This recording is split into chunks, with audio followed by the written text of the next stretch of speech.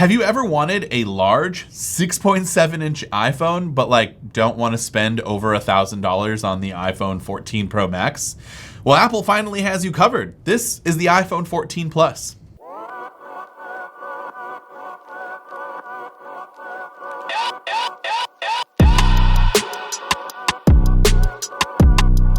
For $899, you get a large iPhone.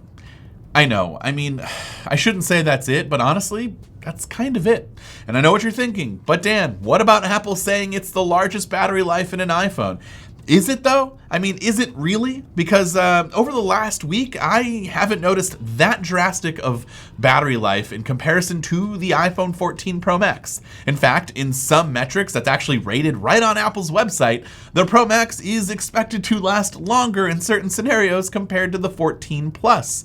I will say, with the lower end display, the not Pro Motion or, having always on, it definitely lasts longer than most iPhones out there and is pretty comparable to the Pro Max and even outlasts the Pro Max. But if you turn off always on display on the iPhone 14 Pro Max, at least for me, I've noticed maybe a 5% difference, sometimes 10 depending on how I'm using my iPhone that day.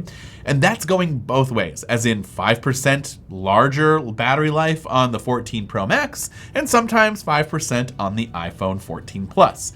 Some days there's quite a gap, in others there just really isn't. There was actually one day where my iPhone 14 Pro Max lasted significantly longer than the 14 Plus. Not really sure what went on there, but it's something that happened. So it's all really confusing to me, but if you're going into this thinking I'm going to get an iPhone that lasts so much longer than any other iPhone on the market, well, that's not 100% true, at least if you're comparing it to the iPhone 14 Pro Max. But let's talk about what features are new and exclusive to the 14 and the 14 Plus. Maybe you're coming from an older iPhone 11 or something even older than that, and you're thinking about grabbing a new iPhone and you're looking at the 14, well, you're gonna be getting all of those new features that were introduced and things that you missed out on from the 12 and the 13 and all of that, and then what you get with the 14, which is emergency SOS via satellite, which technically won't be available until November, but will allow users to connect to a satellite in space in order to contact emergency services, or you can send a Find My location to your family or friends when cellular service is not available.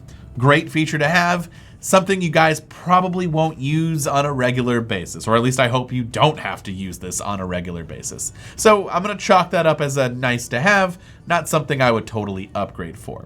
There's crash detection, which again is gonna fit in the same thing of I hope you don't ever have to use this, but if you do, your iPhone will call for help if it detects a severe crash. Again, something you're probably not going to use on a regular basis and isn't upgrade worthy in my opinion, especially if you picked up an Apple Watch Series 8 or an Apple Watch Ultra, because that can do those things for you. There are some tiny cosmetic differences compared to something like an iPhone 14 Pro, such as no stainless steel. Instead, you get aluminum, which isn't technically as premium or high quality, but I actually kind of prefer the aluminum finish. I don't know what it is. It just feels nice. There's also this glossy finish on the back, which I don't know. I don't mind it. It's not bad, compared to the matte finish that you'd get on the Pro models. And there are also some more colorful options out there for the 14 and 14 Plus compared to the Pro models. Now, the cameras have been updated a bit to be, like 2 times better in low lights, things like that. There's the new cinematic mode that lets you shoot in 4K 24 frames per second, as well as the new action mode, but those are technically not exclusive features to the iPhone 14 and 14 Plus, as they are available across all iPhone 14 models. Speaking of the cameras, they're good. It's an iPhone and a new flagship iPhone at that, and so cameras were just kind of always going to be good in my eyes. There's nothing bad about these at all. In fact, they're just as good as the iPhone 14 Pro Max when we're not talking about the extra telephoto lens or the extra 48 megapixel wide angle sensor. Those sensors are different, but I think if you're outside taking photos, just anything in good lighting, when they're pixel binning down to 12 megapixels, you're not going to notice a difference, at least in my opinion.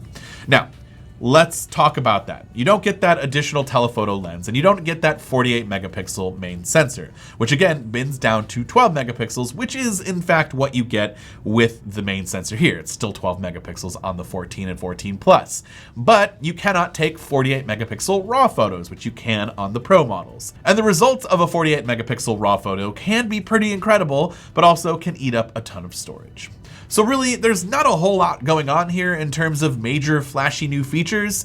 No, those are actually on the Pro models. And honestly, looking at the 14 Pro Max, which this isn't it, but this is, looking at this and looking at this and assuming that, you know, battery life isn't that drastic, which in my tests, it really hasn't been something that I'd say, oh yeah, you should totally get this. It is the battery champ compared to something like this. And so with that said, seeing that you get that faster A16 Bionic, you get that telephoto lens, the 48 megapixel main sensor, the new dynamic island, and the always on display, although I would probably recommend turning that off if you want to get your battery life to be like this, alongside some other Pro features from last year, like 120 Hz ProMotion, it's just kind of hard for me to say to just not go for the iPhone 14 Pro Max. And I know what you're thinking, damn, there's a $200 difference. That's kind of a lot of money.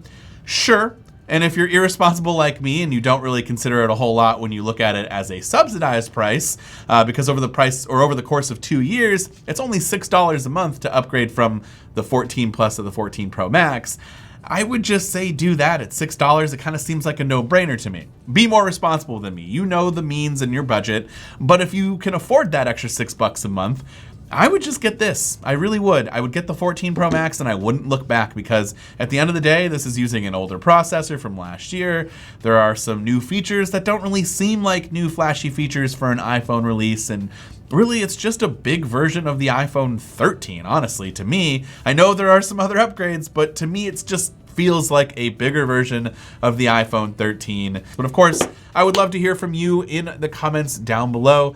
What do you think about the iPhone 14 Plus? Some of you out there might be looking at, you know, staying at this form factor and just trying to save a bunch of money, and by all means, go for it. You will not be disappointed, but I think I would be disappointed when it comes to getting the most for my money and getting the best features that I could possibly get in an iPhone. But again, let me know your thoughts in the comments down below. This has been Dan with MacRumors. Thanks so much for watching, and I hope to see you around in the next video.